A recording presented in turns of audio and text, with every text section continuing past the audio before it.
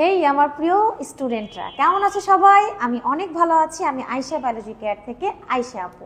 আজকে আমরা ক্লাস নেব কোষ বিভাজন থেকে। হ্যাঁ, ঠিক ধরেছো, তোমরা যারা এইচএসসি 25 সালের পরীক্ষার্থী, তাদের এই কোষ বিভাজনটা অনেক ইম্পর্টেন্ট, এবং যারা 2 বছরেও ঠিকঠাক করে পড়নি বা তোমার প্রিপারেশনটা ভালো হয়নি, তাদের জন্য এই কোষ বিভাজন অংশটা মাত্র 30 থেকে 40 মিনিটের মধ্যে একদম ঠোঁটস্থ মুখস্থ কণ্ঠস্থ করে দেওয়ার দায়িত্ব আমার। তাহলে ক্লাসটা মনোযোগ সহকারে কি করতে হবে, দেখতে হবে। আমরা বিগত বছরের প্রশ্নগুলো অ্যানালাইসিস করে দেখেছি, যে প্রশ্নটা তোমার জন্য এই বছর ইম্পর্টেন্ট, ঠিক সেই প্রশ্নটা নিয়ে আমরা চলে আসছি। এবং 2 সেট প্রশ্ন থেকে ইনশাআল্লাহ আমরা 1 সেট প্রশ্ন কমন পাবো। মানে আজকে আমি তোমাদের 2 সেট প্রশ্ন প্র্যাকটিস করাবো, এবং এই 2 সেট প্রশ্ন যদি তুমি পড়ো, তাহলে তুমি ইনশাআল্লাহ পরীক্ষাতে 1 সেট প্রশ্ন কমন পাবে ইনশাআল্লাহ। গতদিন আমরা ক্লাস করেছি কোষ ও কোষের গঠনের উপর, সেখান থেকে ইনশাআল্লাহ 2 সেট প্রশ্ন কমন, এবং এখান থেকে 1 সেট, তাহলে কিন্তু 3 সেট প্রশ্ন কমন। আমরা বারবারই বলছি 1 এবং 2 এমসিকিউ এগুলো নিয়েও আমাদের কিন্তু বিস্তারিত ক্লাস হবে ইনশাআল্লাহ। তাহলে আমরা চলে যাই কোষ বিভাজনে, দেখি যে ক্লাসটা তোমরা বিগত 2 বছরও ঠিকঠাক মতন করতে পারোনি, আয়ত্তে আনতে পারোনি, সেটা আমি 30 থেকে 40 মিনিটের মধ্যে কেমন তোমাদের আয়ত্তে নিয়ে আসাই, মানে ক্লাসটা তোমাদের আয়ত্তে নিয়ে আসতে পারি কিনা। তাহলে আমরা এখন ক্লাসে চলে যাই। দেখো, এইখানে কিন্তু আমরা একটা বহুল জনপ্রিয় একটা চিত্র দেখতে পাচ্ছি, এবং এখান থেকে অনেক অনেক অনেক প্রশ্ন এসেছে, প্রতিবারই এসেছে, বিভিন্ন বোর্ডে এসেছে। তাহলে আমার অ্যানালাইসিস মতে এই প্রশ্নটা কিন্তু তোমাদের জন্য অনেক বেশি ইম্পর্টেন্ট। তাহলে প্রশ্নতে আমরা প্রথমে দেখতে পাচ্ছি 2টা চিত্র। হ্যাঁ, এই চিত্রটাই যে আসবে এমন কিন্তু কোনো কথা না। এইরকম চিত্র আসতে পারে, অথবা লিখিত কোনো উদ্দীপক আসতে পারে, এবং তার সাপেক্ষে আমাদের এই প্রশ্নগুলো সেট আপ করা হয়েছে। আমি জাস্ট নমুনা করে একটা প্রশ্ন দিয়ে দিয়েছি, সেট করেছি। হ্যাঁ, এই প্রশ্নগুলোই পরীক্ষাতে আসবে ইনশাআল্লাহ। আমরা 1 এবং 2 নিয়ে কথা কিন্তু বলছি না, কারণ এটা নিয়ে আমরা পরবর্তীতে কথা বলবো, যেন 1 এবং 2ও তুমি সবগুলো কমন পাও ইনশাআল্লাহ। তাহলে আমরা এখন এখান থেকে কথাবার্তা বলবো 3 এবং 4 নাম্বার অংশ নিয়ে।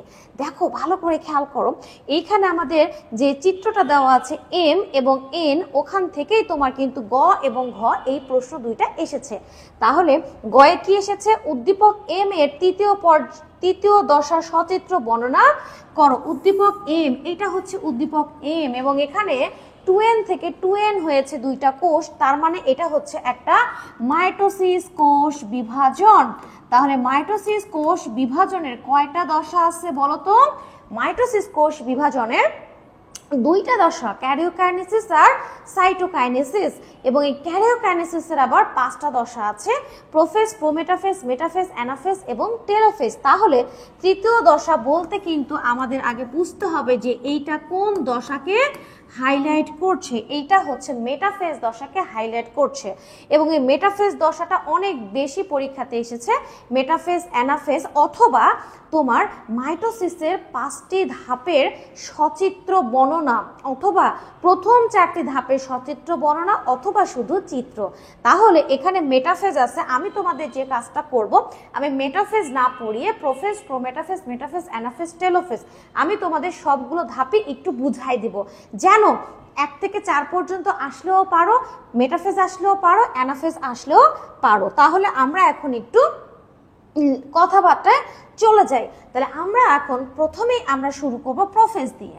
দেখো, এইটা যদি আমি একটা কোষের কথা কল্পনা করি, হ্যাঁ, এবং আমি এইখানে যে জিনিসটা আঁকাচ্ছি সেটা হচ্ছে একটা নিউক্লিয়াস। এই যে নিউক্লিয়াসের চারপাশে আমরা নিউক্লিয়ার মেমব্রেন দেখতে পাচ্ছি, নিউক্লিওলার মেমব্রেন দেখতে পাচ্ছি, একটা সুস্পষ্ট সুগঠিত নিউক্লিওলাস দেখতে পাচ্ছি, এবং এই ধাপের নাম হচ্ছে প্রোফেজ। ভালো করে শুনবে, প্রোফেজ। প্রোফেজ মানে ফেজ মানে দশা, প্রোটো আদি। এটা হচ্ছে মাইটোসিসের আদিতম দশা, যেখানে তুমি সুগঠিত নিউক্লিওলার মেমব্রেন এবং নিউক্লিওলাস দেখতে পাবে। লেবেলিং করতে সময় চলে যাবে, তাই লেবেলিং করছি না, ভালো করে ক্লাসটা মনোযোগ দিয়ে শোনো। এখন এই ধাপে তুমি কিন্তু নিউক্লিয়াসটা আকারে বড় দেখতে পাবা, কারণ নিউক্লিয়াসের মধ্যে বিভিন্ন ক্রিয়া বিক্রিয়া হবে, এবং এইটা মাইটোসিসের প্রথম ধাপ।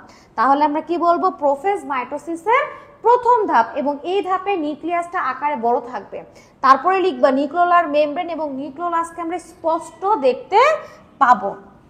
এগুলো আমরা যদি ক্রোমোজোমের কথা উল্লেখ করি, এগুলো হচ্ছে আমাদের ক্রোমোজোম, এগুলো হচ্ছে আমাদের ক্রোমোজোম। এই ধাপে আমরা ক্রোমোজোমগুলোকে দেখতে পাচ্ছি এবং এই ক্রোমোজোমে একটু ভালো করে খেয়াল করে দেখবা, ধীরে ধীরে ক্রোমোজোম থেকে তোমার কি হবে, ধীরে ধীরে ভালো করে খেয়াল করবা, ধীরে ধীরে ক্রোমোজোম থেকে পানির বিয়োজন হবে এবং ক্রোমোজোমগুলো সংকুচিত হয়ে এরকম লম্বা না থেকে ধীরে ধীরে কেমন হবে বলো তো, ধীরে ধীরে তোমার ক্রোমোজোমগুলো একটু ছোটখাটো হতে থাকবে এবং মোটা হতে থাকবে। ঠিক ক্রোমোজোমটা এইরকম হতে থাকবে, ভিতরে ক্রোমোজোমটা ঠিক এরকম হতে থাকবে, একটু মোটা হতে থাকবে, একটু মোটা হতে থাকবে। দেখো ক্রোমোজোমটাকে কিন্তু একটু মোটা করে দিয়েছি, যেমন দড়ি পেঁচায় পেঁচায় পাকাইলে পাকাইলে দৈর্ঘ্যটাকে কমায় দিলে মোটা হয় না, ঠিক সেরকম। তাহলে ক্রোমোজোমগুলো এক্ষেত্রে মোটা খাটো হবে এবং অণুবীক্ষণ যন্ত্রের নিচে কিন্তু আমরা এদেরকে দেখতে পাবো। মজার বিষয় হচ্ছে এই পর্যায়ের শেষের দিকে এই যে আমাদের নিউক্লিওলার মেমব্রেন যেটা দেখতে পাচ্ছ, এই নিউক্লিওলার মেমব্রেন কি হতে শুরু করে, অদৃশ্য হতে শুরু করে এবং যে নিউক্লিওলাস আছে সেটাও অদৃশ্য হতে শুরু করে। এবং এই যে ক্রোমোজোম আমরা দেখতে পাচ্ছি, যদি সেন্ট্রোমিয়ার হয়, এইটা যদি বাহু হয়, তাহলে এই ধাপের শেষে সেন্ট্রোমিয়ার ব্যতীত এই যে ক্রোমোজোম লম্বালম্বি ভাবে কি হবে, বিভক্ত হবে এবং এই পাশে একটা ক্রোমাটিড তৈরি করবে, এই পাশে আরেকটা ক্রোমাটিড তৈরি করবে। তাহলে আমাদের কয়টা ক্রোমাটিড হচ্ছে, আমাদের দুইটা ক্রোমাটিড হচ্ছে এবং মাঝখানে একটা কি আছে, মাঝখানে একটা সেন্ট্রোমিয়ার আছে। এইটা একটা ক্রোমাটিড, এইটা একটা ক্রোমাটিড, এই দুইটা ক্রোমাটিড হচ্ছে সিস্টার ক্রোমাটিড। আমাদের কিন্তু প্রোফেস করা হয়ে গেল। তাহলে আমরা আরেকবার বলি, এই ধাপে ক্রোমোজোমটা এই ধাপে নিউক্লিয়াসের আকার বড় হবে, নিউক্লিওলার মেমব্রেন, নিউক্লিওলাস আমরা সবকিছু স্পষ্ট দেখতে পারবো এবং এইটা হচ্ছে মাইটোসিসের প্রথম পর্যায়ে। এই দশাটাতে সময় বেশি লাগবে, ক্রোমোজোম থেকে পানি বেরিয়ে যাবে, ক্রোমোজোমগুলো থেকে যদি পানি বেরিয়ে যায় ডিহাইড্রেশন হবে, জলবিয়োজন এবং ক্রোমোজোমগুলো ধীরে ধীরে সংকুচিত হতে হতে আগের তুলনায় কি হবে, মোটা খাটো হবে এবং অণুবীক্ষণ যন্ত্রের নিচে আমরা সেগুলোকে দেখতে পাবো। কিন্তু হ্যাঁ, 1 2 3 4 5 এরকম গণনা করতে পারবো না, কিন্তু দেখতে পাবো। এই পর্যায়ে শেষের দিকে এই যে ক্রোমোজোমের সেন্ট্রোমিয়ার ব্যতীত ক্রোমোজোম লম্বালম্বি ভাবে বিভক্ত হয়ে দুইটা ক্রোমাটিড তৈরি করবে, একটা ক্রোমাটিড এটা আরেকটা ক্রোমাটিড এবং এগুলোকে আমরা সিস্টার ক্রোমাটিড বলবো। শেষের দিকে কিন্তু নিউক্লিওলার মেমব্রেন এবং নিউক্লিওলাস কি হতে শুরু করবে, বিলুপ্ত হতে শুরু করবে। তাহলে আমাদের হয়ে গেল এটা প্রোফেজ ধাপ। তাহলে আমাকে এখন কমেন্টে জানাও তো, এখন কি বুঝতে পারছো? অনেক বেশি সহজ লাগছে না? অনেক বেশি সহজ লাগছে না? এখন আমরা যেটা পড়বো সেটা হচ্ছে প্রোমেটাফেজ। এটা কিন্তু আরো মজার একটা অংশ এবং এটা ভীষণ সহজ একটা অংশ। আমরা এই ধাপে কি দেখতে পাবো বলো তো? আমরা এই ধাপে দেখতে পাবো হচ্ছে তোমার প্রায় বিলুপ্ত হয়ে যাওয়া এই যে নিউক্লিওলার মেমব্রেন এবং তার সাথে আমরা কি দেখতে পাবো, তার সাথে আমরা দেখতে পাবো প্রায় বিলুপ্ত হয়ে যাওয়া নিউক্লিওলাস। এবং এইখানে যে জিনিসটা তৈরি হবে অনেক গুরুত্বপূর্ণ জিনিস, সেটা হচ্ছে বলতো কি, সেটা হচ্ছে মাকুতন্তু। এটা হচ্ছে সেই মাকুতন্তু তৈরি হতে শুরু করেছে অলরেডি। এই ধাপে মাকুতন্তু তৈরি হতে শুরু করেছে, মানে মাকুতন্তু তৈরি হয়ে গেছে, মাকু যন্ত্র তৈরি হয়ে গেছে এই ধাপে। এই ধাপটা হচ্ছে দ্বিতীয় ধাপ। আমরা কি বলবো, প্রোফেজের পরবর্তী ধাপটা হচ্ছে প্রোমেটাফেজ। তার মানে এটা হচ্ছে প্রোমেটাফেজ ধাপ, এটা হচ্ছে প্রোমেটাফেজ ধাপ। ভালো করে খেয়াল করো। এবং এটা প্রোমেটাফেজ মানে মেটাফেজের আগের ধাপ এবং প্রোফেজের পরের ধাপ। তাহলে আমরা বলবো মাইটোসিসের দ্বিতীয় ধাপটা হচ্ছে প্রোমেটাফেজ। এই ধাপে নিউক্লিওলার মেমব্রেনটা প্রায় বিলুপ্ত দেখায়, নিউক্লিওলাসটা প্রায় বিলুপ্ত দেখায়, একটা মাকু যন্ত্র তৈরি হয়ে গেছে। মাকু যন্ত্রের দুই পাশের সরু অংশকে আমরা কি বলবো বলতে পারবা? মেরু বলবো। এবং দেখো মাঝখানে যে চওড়া অঞ্চলটা আছে না, এটাকে আমরা কি নাম দিব? বিষুবীয় অঞ্চল। কি নাম দিব? বিষুবীয় অঞ্চল। এবং এই মেরু থেকে আরেক মেরু পর্যন্ত যে লম্বা সুতার মতন অংশগুলো চলে গেছে সেগুলোকে আমরা কি বলবো বলতে পারবা? সেগুলোকে আমরা বলবো স্পিন্ডল ফাইবার। Spindle fibre. তাহলে এগুলোর নাম হচ্ছে স্পিন্ডল ফাইবার। এখন ওই যে আমরা ক্রোমোজোম আঁকিয়েছিলাম, হ্যাঁ, ক্রোমাটিড তৈরি করেছিল, সেই ক্রোমোজোমগুলো এখন এসে বিভিন্ন তোমার বলতে পারবা বিভিন্ন ফাইবারের সাথে কিন্তু যুক্ত হবে। এখন মজার বিষয় হচ্ছে তুমি আমি কিন্তু দেখো বলতে পারবো না যে কোন ফাইবারের সাথে যুক্ত হয়েছে, আমি লিখে দিচ্ছি কয়েকটা ফাইবারের সাথে যুক্ত হয়েছে, বাট যুক্ত হওয়ার একটা ব্যাপার আছে, এদের মধ্যে একটা বিষয় কাজ করবে। কি বিষয়? যে এই যে এটা মনে করো ফাইবার, এবং এই ফাইবারের সাথে এসে কি যুক্ত হয়েছে? ক্রোমোজোম যুক্ত হয়েছে। মানে এই ক্রোমোজোমের সেন্ট্রোমিয়ারের সাথে এই যে সেন্ট্রোমিয়ার, এটার সাথে ফাইবারের একটা প্রোটিন ম্যাচ করবে এবং রিসেপ্টর সাইট থাকবে এই জায়গাটাতে। ফলে এই সেন্ট্রোমিয়ারে যে প্রোটিন থাকে এই প্রোটিনের সাথে এই প্রোটিনটা ম্যাচ করবে, এই রিসেপ্টর সাইটের প্রোটিনের সাথে ম্যাচ করবে, এবং তখন সেই ফাইবারটা ওই সেন্ট্রোমিয়ারকে আকৃষ্ট করবে। এবং এই যে স্পিন্ডল ফাইবার আমরা বলছি, তখন এই স্পিন্ডল ফাইবারটার নাম হয়ে যাবে আকর্ষণ ফাইবার বা ট্র্যাকশন ফাইবার বা আকর্ষণ তন্তু, বাংলায় আকর্ষণ তন্তু এবং ইংলিশে ট্র্যাকশন ফাইবার।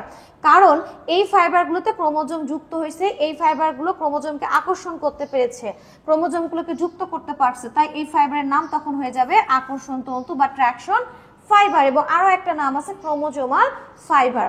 কিন্তু বাকিগুলোতে কিন্তু ক্রোমোজোম যুক্ত হয়নি, কারণ ওই ফাইবারগুলোর প্রোটিনের সাথে সেন্ট্রোমিয়ারের প্রোটিন ম্যাচ করেনি। এবং এই সময় কিন্তু খুব কম সময় পর্যন্ত, মানে এই সময়টা খুব কম সময় লাগবে, মানে এই দশাটার স্থায়িত্বকাল খুবই কম। তাহলে আমাদের কিন্তু প্রো মেটাফেজটাও কমপ্লিট। তাহলে দেখি প্রো মেটাফেজটা আমরা কি বলবো। এটা হচ্ছে মেটাফেজের আগের দশা এবং প্রোফেজের পরের দশা। নিউক্লিওলার মেমব্রেন, নিউক্লিওলাস প্রায় বিলুপ্ত দেখাবে এবং মাকু যন্ত্র তৈরি হবে। মাকু যন্ত্র, দুই প্রান্ত সরু, মেরু বলবো, মাঝখানে চওড়া অংশকে বিষুবীয় অঞ্চল বলবো। এবং দেখো এক মেরু থেকে অপর মেরু পর্যন্ত যে ফাইবার চলে গেছে সেটাকে আমরা কি বলবো? সেই ফাইবারের নাম আমরা দিচ্ছি স্পিন্ডল ফাইবার বা মাকুতন্তু। এবং মাকুতন্তুতে ক্রোমোজোমগুলো এসে যুক্ত হবে, তখন তাকে আমরা সেই তন্তুগুলোর নাম, যেমন এই তন্তু, এই তন্তু, এই তন্তু, এই তন্তুর নাম হচ্ছে আকর্ষণ তন্তু। সকল আকর্ষণ তন্তুই কিন্তু মাকুতন্তু, সকল মাকুতন্তু আকর্ষণ তন্তু নয়। এটা আমরা 2 নম্বরে পড়বো, ইনশাআল্লাহ বুঝাই দিব।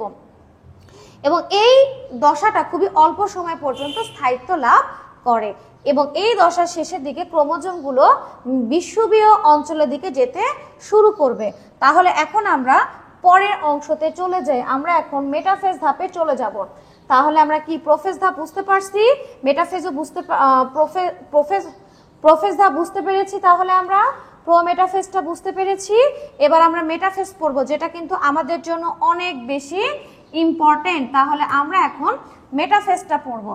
তাহলে মেটাফেজটা কিন্তু খুব মনোযোগ সহকারে দেখতে হবে। হ্যাঁ, কে কোথায় থেকে দেখছো আমাকে অবশ্যই কমেন্টে জানাবে। এখন আমরা যে ধাপটা দেখবো সেটা হচ্ছে মেটাফেজ ধাপ। এই মেটাফেজ ধাপে কিন্তু আমরা কোনো নিউক্লিওলাস, নিউক্লিওলার মেমব্রেন আঁকাবো না। আমরা এখন শুধু কি আঁকাবো বলতো? আমরা এখন শুধু একটা সুস্পষ্ট সুগঠিত মাকু আঁকাবো। মানে দুই পাশটা যার কি হবে, একেবারে চওড়া সরু হবে এবং মাঝখানটা কি হবে, চওড়া হবে। তাহলে এটা হচ্ছে আমাদের মাকু তন্তু আঁকানো হলো। এবং আমরা এই সময় ক্রোমোজোমগুলোকে দেখাবো একেবারে বিষুবীয় অঞ্চলের খুবই নিকটে, মানে বিষুবীয় অঞ্চলেই আমরা দেখতে পাবো।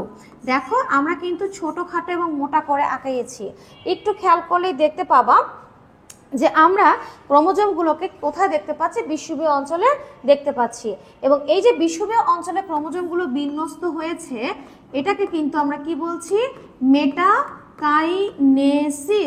পরীক্ষাতে অনেক সময় চলে আসে যে মেটাকাইনেসিস মাইটোসিসের কোন পর্যায়ে দেখা যায়, সেই পর্যায়টি সচিত্র বর্ণনা করো। তখন আমাদের কি দিতে হবে, কোন ধাপ দিতে হবে, মেটাফেজ ধাপ দিতে হবে। তখন আমাদের মেটাফেজ ধাপ দিতে হবে। তাহলে মেটাফেজ ধাপটা হচ্ছে একেবারে মধ্যবর্তী ধাপ। আমার যদি 5টা আঙ্গুল থাকে, এটা হচ্ছে মাঝখানের না, ঠিক সেরকম। মানে এটা মাইটোসিসের 5টি ধাপ আছে, এটা হচ্ছে মাঝের ধাপ। তার মানে এটা হচ্ছে একেবারে মধ্যবর্তী একটা পর্যায়। এবং এই সময় মাকু যন্ত্রটা খুবই সুস্পষ্ট সুগঠিত হবে এবং ক্রোমোজোমগুলো এসে বিষুবীয় অঞ্চলে সুন্দরভাবে বিন্যস্ত হবে। ক্রোমোজোমগুলো আরো ছোট হতে হতে হতে হতে হতে হতে ছোট হতে হতে হতে হতে একেবারে কয়েলিং করতে করতে করতে করতে কয়েলিং করতে করতে ছোট হতে হতে এই সুপার কয়েলিং হয়ে যাবে এবং বেশ ছোটখাটো মোটা হয়ে যাবে। যখন আমরা অণুবীক্ষণ যন্ত্রের নিচে এদেরকে খুব সুন্দরভাবে দেখতে পাবো এবং 1 2 3 4 গণনা করতে পারবো। এবং এই বিন্যস্ত হওয়াকে, বিষুবীয় অঞ্চলে বিন্যস্ত হওয়াকে আমরা কি নাম দিয়েছি? মেটাকাইনেসিস নাম দিয়েছি। কি নাম দিয়েছি? মেটাকাইনেসিস নাম দিয়েছি। তাহলে আমাদের এই ধাপের শেষের দিকে যেটা হবে সেটা হচ্ছে ক্রোমোজোম লম্বালম্বি বরাবর সেন্ট্রোমিয়ার সহ বিভক্ত হয়ে যাবে এবং মেটাফেজ শেষ হয়ে অ্যানাফেজ ধাপের সূচনা হয়ে যাবে। তাহলে আশা করছি তোমরা মেটাফেজ সবাই বুঝতে পেরেছো। এখন আমরা যে ধাপটা পড়বো সেটা হচ্ছে অ্যানাফেজ। এটাও কিন্তু অনেক ইম্পর্টেন্ট, পরীক্ষাতে আসে কিন্তু, হ্যাঁ, যে মেটাফেজের পরবর্তী ধাপটির বর্ণনা লিখো। তাহলে আমরা দেখো এখানে একটু খেয়াল করি, আমরা অ্যানাফেজ দেখতে পাচ্ছি এবং এই সময় যে ঘটনাটা হবে নিউক্লিওলার মেমব্রেন, নিউক্লিওলাস আমরা কিছু দেখতে পাবো না, কারণ তা মেটাফেজ ধাপে কিন্তু বিলুপ্ত হয়ে গেছে। এখন যে কাজটা হবে সেটা হচ্ছে আমরা তোমার মাকুযন্ত্র দেখতে পাবো ঠিকই, কিন্তু মাকুযন্ত্রটা আগের মতন আর সুগঠিত মনে হবে না। দেখো আগের মতন কিন্তু সুগঠিত মনে হচ্ছে না, এটা হচ্ছে মাকুযন্ত্র, আগের মতন সুগঠিত নয়। দেখো এখন ওই যে তোমার ডিভাইড করলো, ক্রোমোজোমটা লম্বালম্বি ভাবে বিভক্ত হলো, ক্রোমোজোমটা ছিল, এই যে ক্রোমোজোম ছিল এটা লম্বালম্বি ভাবে বিভক্ত হয়ে গেল, হয়ে কি করলো? দুইটা অপত্য দুটো ক্রোমাটিড তৈরি করলো, যে অপত্য ক্রোমোজোম হিসেবে পরবর্তীতে পরিচিত হবে। তাহলে এই যে দুইটা অপত্য ক্রোমোজোম, তখন কি হবে? এখন এই উপধাপে এখন কি হবে? এই যে ক্রোমাটিড দুটো তৈরি হলো, এই ক্রোমাটিড দুইটা কি হবে? বিপরীত দিকে যাওয়ার চেষ্টা করবে। দেখো বিপরীত দিকে চলে যাচ্ছে, বিষুবীয় অঞ্চল থেকে কোন দিকে চলে যাচ্ছে? বিপরীত দিকে চলে যাচ্ছে। এই যে আমরা কি করছি? বিপরীত দিকে এটাকে দেখাচ্ছি। বিপরীত দিকে মানে কোন দিকে যাচ্ছে? মেরুর দিকে যাচ্ছে বিষুবীয় অঞ্চল থেকে। কারণ এই যে ফাইবারটা আছে, এই সেন্ট্রোমিয়ারটাকে টেনে বিষুবীয় অঞ্চলের দিকে নিয়ে যাচ্ছে। ফলে কি হচ্ছে? এই যে তোমার সেন্ট্রোমিয়ার সেটা মেরুর দিকে আগে যাচ্ছে এবং বাহু সেটা পেছনে যাচ্ছে, মানে সেটা বিষুবীয় অঞ্চলের দিকে আছে। পিকচার আঁকানোর সময় এইটা কিন্তু মেরুর দিকে দিতে হবে সেন্ট্রোমিয়ার, এবং বাহু দিতে হবে কিন্তু তোমার বিষুবীয় অঞ্চলের দিকে, তা না হলে পিকচার কিন্তু ভুল হয়ে যাবে। এবং দেখো যেহেতু এই টেনে নিয়ে যাচ্ছে তাই এখানে টান পড়বে, এবং টান পড়ার ফলে এই অংশগুলো কিন্তু কি হতে শুরু করবে? ভেঙে যেতে শুরু করবে, যার কারণে এরকম ভাবে তোমার দেখানো হয়েছে। মানে এই টান পড়ার কারণে মাকুতন্তু কি হতে শুরু করেছে? ভাঙতে শুরু করেছে। এবং দেখো এই সময় ক্রোমোজোমগুলো বিপরীত মেরুর দিকে যাওয়ার ফলে ক্রোমোজোমগুলোকে VLI এবং J এর মতন মনে হচ্ছে। এটা খুবই একটা সাধারণ বিষয়। সেন্ট্রোমিয়ারটা টেনে নিয়ে যাচ্ছে বাহু দুইটাকে। বাহু যদি সমান হয় তাহলে অবশ্যই দেখতে V এর মতন হবে। বাহু দুটা যদি একটু ছোট বড় হয় তাহলে কি হবে? L এর মতন হবে। একটু বেশি ছোট বড় হলে J এর মতন হবে। এবং যদি একটা বাহুই আমরা দেখতে পাই তাহলে কেমন মনে হবে? I এর মতন হবে। এবং এই যে ক্রোমোজোমটা বিপরীত দিকে যাচ্ছে, দুই প্রান্তে বিপরীত দিকে যাচ্ছে, এইদিকে যতগুলো যাবে এইদিকেও কিন্তু ঠিক ততগুলোই যাবে, সমান যাবে, কম বেশি কিন্তু যাবে না। আমি প্রথমে 4টা ক্রোমোজোম দিয়ে শুরু করছিলাম, এখনো কিন্তু 4টাই ক্রোমোজোম আছে, কারণ ক্রোমোজোম ক্রোমাটিড তৈরি করেছিল এবং সেই ক্রোমাটিড ভাগ হয়ে সুন্দরভাবে অর্ধেক ভাবে চলে গেল আগের মতনই। এদিকেও 4টা যাচ্ছে, এখন এদিকে 4টা যাচ্ছে। এবং এই জন্যই কিন্তু আমরা মাইটোসিসকে কি বিভাজন বলে থাকি? সমীকরণিক বিভাজন বলে থাকি। হ্যাঁ, সমীকরণিক বিভাজন বলে থাকি। তাহলে আমাদের যখন এই যে ক্রোমোজোমগুলো বিষুবীয় অঞ্চল থেকে কোন দিকে চলে যাচ্ছে? মেরুর দিকে। যখন মেরুর দিকে যাওয়া শেষ হয়ে যাবে তখনই আমাদের এই গুরুত্বপূর্ণ একটা দশা, সেটি হচ্ছে অ্যানাফেজ। এই অ্যানাফেজ দশা তখন কি হয়ে যাবে? সমাপ্তি হয়ে যাবে। তাহলে আমরা কি লিখব? যে মেটাফেজের পরের দশাটার নাম হচ্ছে অ্যানাফেজ। এই দশায় অপত্য ক্রোমোজোমগুলো বিপরীত মেরুর দিকে যাবে, সেন্ট্রোমিয়ার আগে যাবে, বাহুগুলো পরে থাকবে এবং এই সময় ক্রোমোজোমগুলোকে VLI এবং J এর মতন দেখা যাবে ক্রোমোজোমের বাহুর দৈর্ঘ্যের ওপর ভিত্তি করে। যখনই ক্রোমোজোমগুলো বিপরীত মেরুর দিকে চলে যাবে তখনই অ্যানাফেজ ধাপের কি হয়ে যাবে? তখন অ্যানাফেজ ধাপের সমাপ্তি হয়ে যাবে। তাহলে এখন আমরা চলে আসি টেলোফেজ। আমাদের কিন্তু মোস্ট গুরুত্বপূর্ণ অংশ পড়ানো হয়ে গেল এবং তোমরা এই পড়াটা পড়তে থাকো, দেখবে এটাই পরীক্ষাতে চলে আসবে ইনশাআল্লাহ। তাহলে এখন আমরা যেটা পড়বো সেটা হচ্ছে তোমার টেলোফেজ। টেলো মানে বিপরীত দুই প্রান্ত, টেলো মানে প্রান্ত জানো। তাহলে এখন টেলোফেজ দশার যে ঘটনাটা ঘটবে সেটা হচ্ছে টেলোফেজ দশায় আবার তোমার আগের মতো নিউক্লিওলার মেমব্রেন তৈরি হবে এবং ইতিমধ্যে কিন্তু নিউক্লিয়াসটা বিভক্ত করে ফেলেছে। হ্যাঁ, দুই পাশে দুইটা নিউক্লিয়াস চলে গেছে, নিউক্লিওলার মেমব্রেন আমরা দেখতে পাচ্ছি, তারপরে নিউক্লিওলাস আমরা দেখতে পাচ্ছি, বুঝতেই পারছো নিশ্চয়ই। এবং তার সাথে এই যে ক্রোমোজোমগুলো আবার পানি পেয়েছে, তো পানি পাওয়ার ফলে তারা একেবারে জালের মতন হয়ে গেছে এবং অনেক বেশি সরু হয়ে গেছে। মানে এই সময় তাই হবে যা প্রোফেজে হয়েছিল, ঠিক তার বিপরীত ঘটনা ঘটবে। যেমন প্রোফেজে পানি বিয়োজন হয়েছিল, এখানে পানি যুক্ত হবে। প্রোফেজের শেষের দিকে নিউক্লিওলার মেমব্রেন নিউক্লিয়াস বিলুপ্ত হয়েছিল, এখানে আবার আবির্ভাব হবে। এবং এখানে কিন্তু আমরা যে জিনিসটা দেখতে পাবো সেটা হচ্ছে একেবারে বিলুপ্ত হয়ে যাওয়া মাকুর যন্ত্রের কিছু অংশ বিশেষ।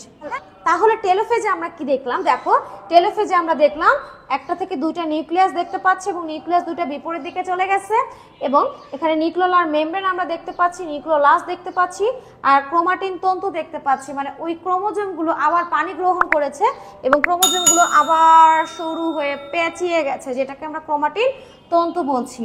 এবং এই পর্যায়ে শেষের দিকে কিন্তু আমরা মাকু যন্ত্র দেখতে পাবো না বললেই চলে এবং একেবারে কি হয়ে গেছে দেখো, বিলুপ্ত হয়ে গেছে। আমি আরেকটু মুছে দিয়ে ক্লিয়ার করে দিচ্ছি। এবং এই ধাপের শেষের দিকে আমাদের বিষুবীয় অঞ্চল বরাবর তোমার উদ্ভিদ কোষের ক্ষেত্রে কোষ প্লেট তৈরি হবে এবং তারপরে তৈরি হবে কোষ ঝিল্লি এবং শেষে কোষ প্রাচীর। এবং তারপরে একটা কোষ থেকে আরেকটা কোষকে কি করে দিবে? পৃথক করে দিবে। সাইটোকাইনেসিস সম্পন্ন হয়ে গেলে সাইটোপ্লাজমের বিভাজন হয়ে যাবে, কোষের অঙ্গাণুগুলো সুষম বন্টন হয়ে যাবে এবং একটা থেকে কয়টা কোষের সৃষ্টি হবে? দুইটা কোষের সৃষ্টি হবে। তাহলে টেলোফেজের শেষে কিন্তু সাইটোকাইনেসিস হয়ে গেল এবং একটা থেকে কয়টা কোষের সৃষ্টি হলো? দুইটা কোষের। কিসের বিভাজনের মাধ্যমে? সাইটোপ্লাজমের বিভাজনের মাধ্যমে। তাহলে ক্যারিওকাইনেসিস নিউক্লিয়াসের বিভাজন আগে হয়েছে, সাইটোকাইনেসিস সাইটোপ্লাজমের বিভাজন হয়েছে পরে।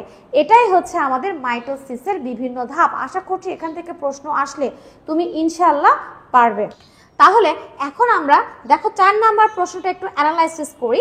যৌন প্রজননক্ষম জীবের দৈহিক বৃদ্ধি ও বংশধর সৃষ্টিতে উদ্দীপকের প্রক্রিয়া এম এবং এন পরস্পর নির্ভরশীল ব্যাখ্যা করা। ওয়াও, ফ্যান্টাস্টিক একটা প্রশ্ন। আমরা মাইটোসিস এবং তোমার এই যে মিওসিস, এটা কিভাবে দৈহিক বৃদ্ধি এবং বংশধর সৃষ্টিতে গুরুত্বপূর্ণ ভূমিকা পালন করে সেটা আমরা একটু পড়ব। যেমন এই যে মাইটোসিসটা হয়েছে, এই মাইটোসিসের ফলে আসলে কি হয় আমাকে কেউ বলতে পারবা? মাইটোসিসের ফলে কিভাবে দৈহিক বৃদ্ধি ঘটে এবং মিওসিসের ফলে কিভাবে বংশধর সৃষ্টি হয় বলা যাবে? কেউ বলতে পারবা?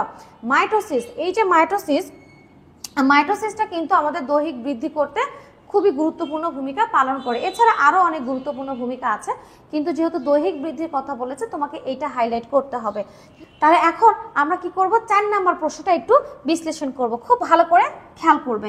দেখো, আমরা মনে করো দেখতে পাচ্ছি এটা হচ্ছে একটা শুক্রাণু এন সংখ্যক ক্রোমোজোম আছে এবং আমরা যদি মনে করি একটা ডিম্বাণু, তাহলে ডিম্বাণুতেও তোমার এন সংখ্যক ক্রোমোজোম বিশিষ্ট মানে হ্যাপ্লয়েড সেল এবং এটা হচ্ছে ডিম্বাণুর নিউক্লিয়াস।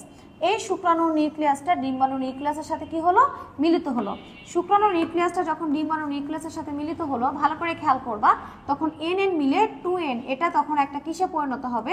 এটা তখন একটা পরিণত হবে জাইগোটে। এটা তখন একটা পরিণত হবে কিসে? জাইগোটে পরিণত হলো। তো দুইটা কোষের নিউক্লিয়াসের মিলনের ফলে একটা ডিপ্লয়েড 2n সংখ্যক কোষ তৈরি হলো এবং এটা জাইগোটে পরিণত হলো। জাইগোটটা বারবার বিভাজন করে তোমার কি তৈরি করবে বলো তো? একটা ভ্রূণ তৈরি করবে এবং ভ্রূণটা পরবর্তীতে তোমার বিভাজনের মাধ্যমে একটা বড় দেহ তৈরি করবে দৈহিক বৃদ্ধির মাধ্যমে। এবং দেখো ভালো করে খেয়াল করো, পরবর্তীতে একটা শিশু সৃষ্টি হবে এবং এই শিশুটা ভূমিষ্ঠ হওয়ার পরে একটা পূর্ণাঙ্গ মানব দেহের সৃষ্টি হবে, পূর্ণাঙ্গ মানুষের সৃষ্টি হবে।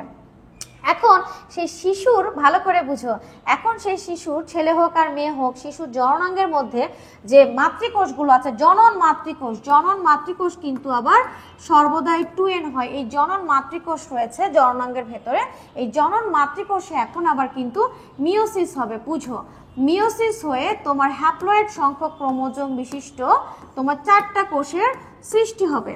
যদি আমরা শুক্রাণুর কথা কল্পনা করি অথবা ডিম্বাণুর কথা কল্পনা করি, তাহলে কিন্তু এই মিওসিস প্রক্রিয়ার মাধ্যমেই তৈরি হয়। তো মনে করো এখান থেকে আমি আবার একটা শুক্রাণু নিলাম, ওই যে সেই শুক্রাণু, সেই এরকম একটা শুক্রাণু আমরা এখানে পেয়ে গেছি। এবং মিওসিসের ফলে আমাদের আরেকটা কি তৈরি হয়েছে, ডিম্বাণু তৈরি হয়েছে, এটা এন ক্রোমোজোম বিশিষ্ট। তাহলে এই যে শুক্রাণু ডিম্বাণু কিন্তু তৈরি হলো মিওসিস প্রক্রিয়ার মাধ্যমে, এবং আবার এখানকার এই শুক্রাণু নিউক্লিয়াসটা ডিম্বাণু নিউক্লিয়াসের সাথে যখন মিলিত হলো তখন কিন্তু এন এন মিলে আবার 2n বিশিষ্ট একটা কি তৈরি হলো, সেই যে জাইগোট তৈরি হলো। এই জাইগোটটাতে আবার ক্রমান্বয়ে এই যে বারবার মাইটোসিস বিভাজন হয়ে দেহের বৃদ্ধি হবে, দৈহিক কোষের সংখ্যা বৃদ্ধি পাবে, দেহ কোষের সংখ্যা বৃদ্ধি পাবে এবং শিশু হবে, শিশু থেকে আবার পূর্ণাঙ্গ মানুষে পরিণত হবে। তাহলে বুঝতে পারছো এই যে গ্যামেট তৈরি, শুক্রাণু এবং ডিম্বাণু, এটা তৈরি করতে আমাদের সাহায্য করছে মিওসিস প্রক্রিয়া। আর এই যে গ্যামেটের মিলনের ফলে যে জাইগোট তৈরি হচ্ছে, সেই জাইগোটের বিভাজনের মাধ্যমে দৈহিক বৃদ্ধি করতে সাহায্য করছে কে, মাইটোসিস। তাহলে মিওসিস না হলে কিন্তু শুক্রাণু ডিম্বাণু বা গ্যামেটও তৈরি হতো না, আর যদি মাইটোসিস না হতো তাহলে কিন্তু জাইগোটের বিভাজনের মাধ্যমে ভ্রূণ বা শিশু বা আমাদের দেহ তৈরি হতো না। তাহলে বুঝতেই পারছো দেহকোষ এবং শুক্রাণুর, তাহলে বুঝতেই পারছো যে শুক্রাণু ডিম্বাণু তৈরি করে মিওসিস যেমন ভূমিকা পালন করছে, তেমনি জাইগোটের বিভাজন বা জাইগোটের বিভাজনের মাধ্যমে আবার মাইটোসিস কি করছে, দৈহিক বৃদ্ধি করছে। তাই একে অপরের ওপর নির্ভরশীল, এবং মাইটোসিস মিওসিসের চমৎকার এই কম্বিনেশনের ফলে কিন্তু তুমি আমি আমরা সবাই সৃষ্টি হয়েছি, এবং এটা কিন্তু অনেক বেশি ইম্পর্টেন্ট একটা টপিক। ক্লিয়ার বিষয়টা? আশা করছি তোমরা সবাই বুঝতে পেরেছো। তাহলে আমাদের বুঝতে পেরেছো, আশা করছি তোমরা সবাই বুঝতে পেরেছো। তাহলে কিন্তু আমাদের এই প্রশ্নটা পড়া কমপ্লিট, এবং আমরা এটা খুব সুন্দর করে পড়েছি। আমাদের দ্বিতীয় বিষয়টা দেখো, দ্বিতীয় ক্ষেত্রে উদ্দীপকের চিত্র 1-এর যে ধাপে মেটাকাইনেসিস ঘটে তার চিত্রসহ বর্ণনা দাও। এটা তো আমরা ইতিমধ্যে পড়ে ফেলেছি, মেটাকাইনেসিস ঘটে মেটাফেজ দশায় আমরা পড়েছি কিন্তু। আর দেখো এই প্রশ্নটা অনেক বেশি চলে আসে, উদ্দীপকের চিত্র 1 এবং চিত্র 2-এর তুলনামূলক আলোচনা করো। হ্যাঁ, গুরুত্ব তো আমরা একটু আগে পড়লাম, এখন তুলনামূলক আলোচনা মানে পার্থক্য। আমরা পার্থক্যটা চিত্র থেকে কিন্তু খুব সুন্দর করে নিতে পারি। যেমন এইটা হচ্ছে আমাদের মাইটোসিস দিলাম, আর এইটা আমরা কি দিচ্ছি, মিওসিস। একটু ভালো করে খেয়াল করলে বুঝতে পারবা মাইটোসিসে আমাদের কি হচ্ছে বলতো, নিউক্লিয়াস এবং ক্রোমোজোম দুইটাই একবার করে বিভাজিত হচ্ছে, তাই না? কিন্তু মিওসিসে কি হচ্ছে, ক্রোমোজোম একবার বিভাজিত হচ্ছে আর নিউক্লিয়াস দুইবার করে বিভাজিত হচ্ছে। এখানে একটা থেকে চারটা কোষের তৈরি,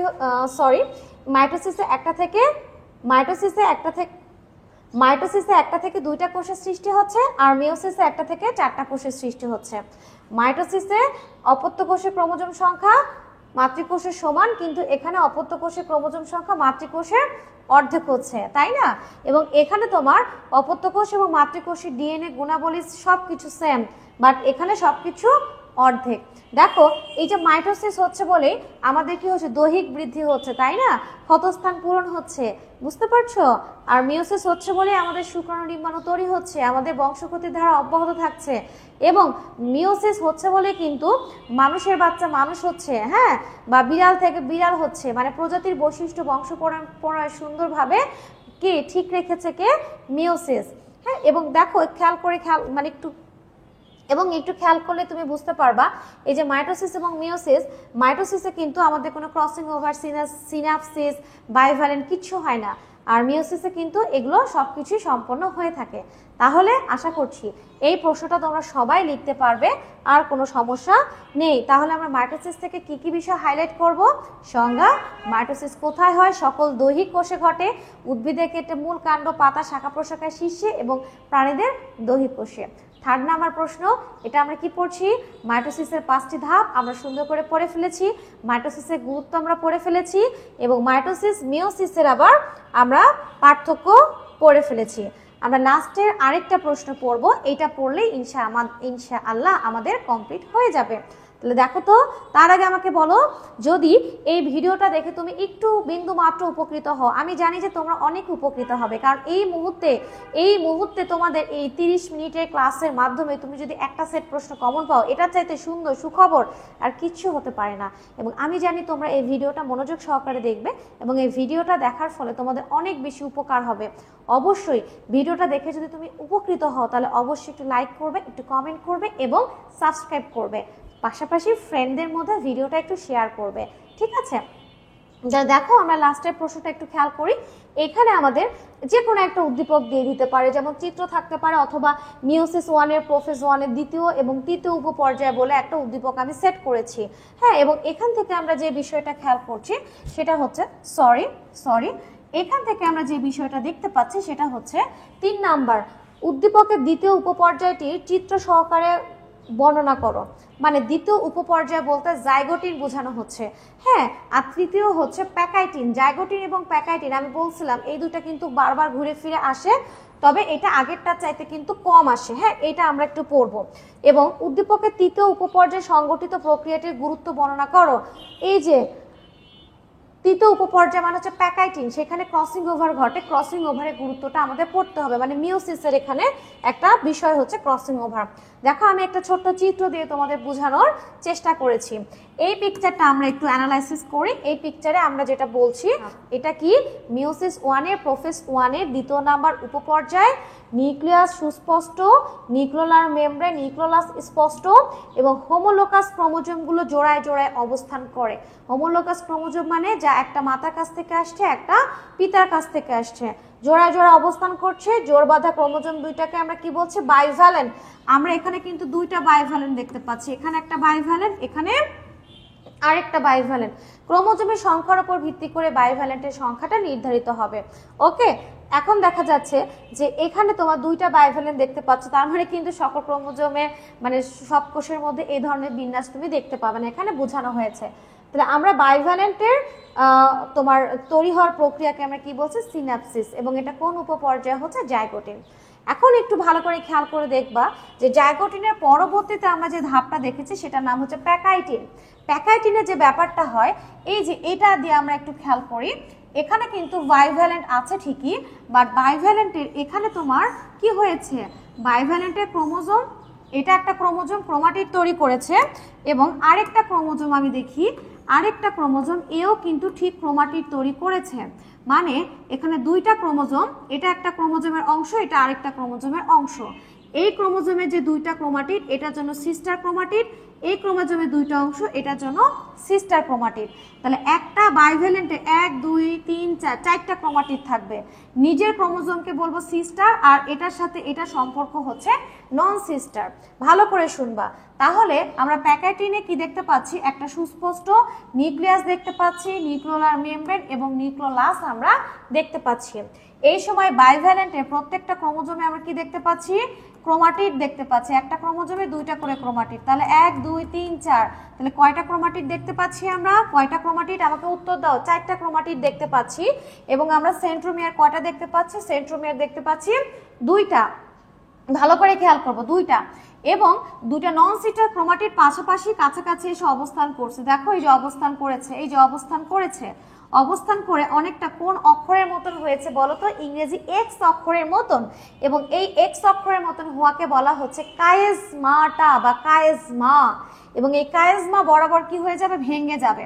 ভেঙে গিয়ে কি ঘটনা ঘটবে জানো, ভেঙে গিয়ে একটা মজার ঘটনা ঘটবে। মজার ঘটনাটা আসলে কি আমরা একটু খেয়াল করি। মজার ঘটনা হচ্ছে দেখো এখানে তোমার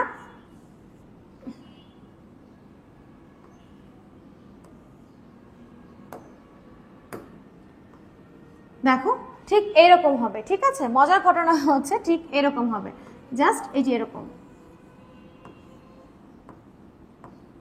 তার মানে নিশ্চয়ই বুঝতে পারছো, মানে তোমার এই যে এই জায়গাটা তোমার একটা ক্রোমাটিড সেম আগের মতন থাকবে, আরেকটা ক্রোমাটিডে রিকম্বিনেশন হয়েছে। এই যে রিকম্বিনেশন, এটার জিন এখানে চলে আসছে। আবার এখানেও কিন্তু একটা ক্রোমাটিড ঠিক থাকবে, আরেকটা ক্রোমাটিডে রিকম্বিনেশন হয়েছে, মানে এখানকার কিছু জিন এখানে চলে আসছে। এবং এই যে জিনের আদান প্রদান হলো এটাকে আমরা কি বলছি ক্রসিং ওভার। Crossing over. এবং এই যে তুমি ক্রসিং ওভারটা দেখতে পাচ্ছ, এই ক্রসিং ওভারটাই কিন্তু আমাদের বৈচিত্র্য নিয়ে আসে। আমরা যে বাবা মার থেকে ভিন্ন হয়েছি না, এই ক্রসিং ওভারের জন্যই হয়েছি। এবং এই ক্রসিং ওভার কিন্তু মিওসিসে হয়, তাই মিওসিসটা কিন্তু বৈচিত্র্য সৃষ্টি করতে কি করে ভূমিকা রাখে। এবং তোমাদের একটা প্রশ্ন আছে, প্রশ্নটা হচ্ছে উদ্দীপকের তৃতীয় উপপর্যায়ে সংগঠিত প্রক্রিয়াটির গুরুত্ব লিখো। তার মানে ক্রসিং ওভারের গুরুত্ব। এই যে ক্রসিং ওভারটা আছে না, এই ক্রসিং ওভার হলো ক্রসিং ওভারের গুরুত্ব। তাহলে ক্রসিং ওভারের ফলে আমাদের কি হচ্ছে, পিতামাতা থেকে সন্তানের যে বৈশিষ্ট্যটা আসছে সেটার মধ্যে বৈচিত্র্য চলে আসছে, আমাদের মধ্যে বৈচিত্র্য আসছে, অভিযোজন ক্ষমতা বৃদ্ধি পাচ্ছে, বেঁচে থাকার সম্ভাবনা বেশি পাচ্ছে। এবং উচ্চ ফলনশীল উদ্ভিদ তৈরি করার জন্য কিন্তু আমরা এই প্রসেসটা ব্যবহার করি, জেনেটিক ম্যাপ তৈরি করার কাজে এটা ব্যবহার করি। হ্যাঁ, মানে এটা আমাদের বিভিন্ন ধরনের কাজে হেল্প করে। তাহলে এখানে আমরা কি কি গুরুত্ব বিষয় পড়লাম, আমরা মাইটোসিসের বিভিন্ন ধাপ পড়লাম, এটা আমাদের জন্য অনেক বেশি ইম্পর্টেন্ট। মাইটোসিস এবং মিওসিসের পার্থক্য পড়লাম, দুইটার গুরুত্ব পড়েছি। আর মিওসিস থেকে আমরা পড়েছি জাইগোটিন এবং প্যাকাইটিন এবং ক্রসিং ওভার। আর একটা ছোট্ট কথা আসতে পারে অনেক সময়, এটা আমরা জানি যে তোমরা পারবা, আমি জানি যে তোমরা পারবে ইনশাআল্লাহ। তারপরে বলে দিচ্ছি যে প্রজাতির বৈশিষ্ট্য বা স্বকীয়তা বজায় রাখতে মিওসিস খুবই গুরুত্বপূর্ণ ভূমিকা পালন করে। যেমন বৈচিত্র্য সৃষ্টিতে যদি বলে তাহলে ক্রসিং ওভারের কথা আমরা লিখবো। আর যদি প্রজাতির স্বকীয়তা বজায় রাখতে মিওসিস গুরুত্বপূর্ণ ভূমিকা পালন করে ব্যাখ্যা করো, বা কোন কোষ বিভাজন গুরুত্বপূর্ণ ভূমিকা পালন করে ব্যাখ্যা করো, তাহলে কিন্তু আমরা অবশ্যই মিওসিস দিব। কিভাবে দিব দেখো, যেমন আমাদের বাবা মনে করো 46 মা 46, হ্যাঁ আমাদের ডিপ্লয়েড কোষ রয়েছে, এবং দেখো যাচ্ছে আমরা এটা বাবার কথা কল্পনা করি এবং এটা হচ্ছে আমাদের মা। বাবার যখন শুক্রাণু তৈরি হবে তখন কিন্তু শুক্রাণুতে 23টি ক্রোমোজোম থাকবে এবং n সংখ্যক ক্রোমোজোম, এবং মায়ের ক্ষেত্রেও কিন্তু তাই 23টি, মায়ের ক্ষেত্রেও কিন্তু তাই অর্ধেক হয়ে যাবে মিওসিসের ফলে। এবং n যখন বাবা এবং মায়ের মিলন ঘটবে, যখন তুমি আমি হব, তখন কিন্তু 46 এবং 2n। তাহলে দেখো 46 বাবা 46 মা, আমি 46, 2n 2n 2n। তাহলে যদি মিওসিস না হতো তাহলে ক্রোমোজোম সংখ্যা কি হয়ে যেত, সেম না থেকে দ্বিগুণ, 4 গুণ 8 গুণ 16 গুণ হয়ে যেত। আমরা আসলে কি হতাম পরবর্তী জেনারেশনে, আগের জেনারেশনগুলো খুঁজে পাওয়া যেত না, আসলে কি হতো এটা কেউ বলতে পারছে না, কারণ এরকম ইতিমধ্যে কখনো হয়নি এবং হবে না ইনশাআল্লাহ। তাহলে প্রজাতির বৈশিষ্ট্য বংশ পরম্পরা বা স্বকীয়তা বজায় রাখতে মিওসিস খুবই গুরুত্বপূর্ণ ভূমিকা পালন করে। তাহলে আশা করছি এই ক্লাসটা খুবই মনোযোগ সহকারে দেখবে এবং এখান থেকে তোমরা ইনশাআল্লাহ একটা সেট প্রশ্ন কমন পাবে। তাহলে সারা বছরের পড়া আমরা 30 মিনিটেই পড়ে ফেললাম। তোমাদের শুভকামনা, নেক্সট ক্লাসে অবশ্যই দেখা হবে। অপেক্ষায় থেকো, ভালো থেকো, আল্লাহ হাফেজ।